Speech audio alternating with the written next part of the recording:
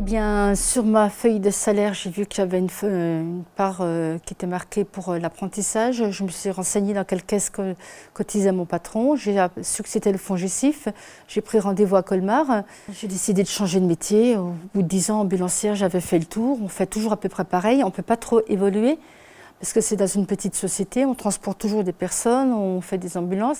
Tandis qu'aide-soignante, on peut travailler dans plein de choses différentes, des structures, des maisons de retraite. Il y a beaucoup plus de possibilités que les ambulances. Donc c'est pour cette raison que j'avais envie de changer. Avec mon patron, mon ancien patron, il y avait des choses qui ne me convenaient pas toujours. Donc parfois on s'accrochait et je me suis dit, lui, le patron va rester toujours en place. Donc c'est à moi de me bouger pour changer, faire autre chose. J'aurais voulu quitter mon employeur avec un licenciement à l'amiable. Mon employeur n'a pas souhaité parce que cela lui posait un coût financier. Étant donné que je travaille depuis 10 ans dans la société, je trouve qu'on fait beaucoup de choses très intéressantes. Et le patient, quand il est avec le médecin, il n'ose pas poser de questions.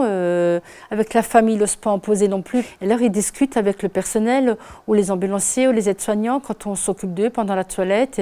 Ils posent des questions, on peut discuter, il y a un dialogue qui s'installe. Et ça, je trouve que c'est très, très intéressant. Eh bien, le métier d'aide-soignant est plus intéressant, c'est plus valorisant, il y a plus de débouchés.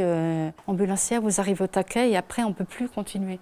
Il n'y a plus de possibilité de faire autre chose. Donc, vous êtes dedans et vous savez que dans 5 ans, ce sera pareil, dans 10 ans, ce sera pareil. Et après, en tant qu'aide-soignant, on peut faire des formations qu'on ne peut pas en tant qu'ambulancier. Actuellement, dans ma société, c'est toujours comme ça. Mes collègues ne peuvent rien prévoir et c'est usant quand même. Tandis que là, les horaires sont plus précis, sont plus carrés. Et c'est pour moi, c'est surtout ça qui fait que j'ai changé. Et puis le fait aussi que dans les ambulances, vous devez porter des gens. Quand vous devez prendre une personne à l'hôpital de jour, le matin à 8h30, elle habite au premier ou au deuxième étage, que vous devez la descendre en chaise portoir, si c'est une personne qui est un peu corpulente, comme sont parfois les personnes âgées, et que le soir, vous savez que vous devrez la ramener à la maison, c'est lourd, physiquement c'est lourd, et c'est quand même très fatigant. Dans les maisons de retraite, vous n'avez pas ça.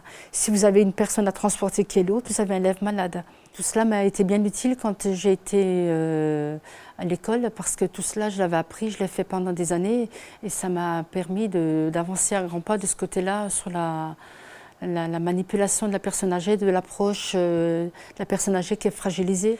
Quand on est dans une structure hospitalière ou dans une maison de retraite, on est tout le temps avec la personne.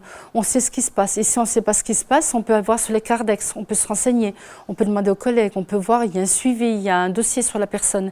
Et si, par exemple, je m'absente 2 jours de mon travail, je vais retourner à mon travail, je vais pouvoir voir le suivi de la personne. En tant qu'ambulancier, vous ne savez pas. Vous ne le voyez plus, vous ne savez pas. Après, on voit sur le journal, tiens, cette personne est décédée, tiens, elle est partie. On ne sait pas ce qui se passe. On dépose la personne à l'hôpital et on la laisse. Et on la récupère plus tard. On ne voit pas ce qui se passe après. Là, la personne âgée, on l'a du matin jusqu'à 14h ou de 14h jusqu'à 21h. On a un laps de temps plus long, on l'accompagne plus dans la vie, on la connaît mieux. Dans les maisons de retraite, l'inconvénient, c'est malheureusement les décès. On s'attache à des personnes et bien, par la force des choses, quand elles ont 80, 90 ans, elles décèdent parfois et c'est un peu difficile. On s'attache aux personnes. C'est aussi quelque chose que je voudrais dire aux personnes qui veulent faire la formation. Il faut être prêt à aller à l'école, mais il faut travailler à la maison, il faut travailler. Ça ne rentre pas comme ça. Non, je n'ai pas de regrets, je suis contente de l'avoir fait et j'invite les personnes si elles hésitent, à y aller. Parce que après, on se dit, tiens, j'aurais bien aimé faire ça, mais on peut le faire, donc il faut y aller, il ne faut pas hésiter.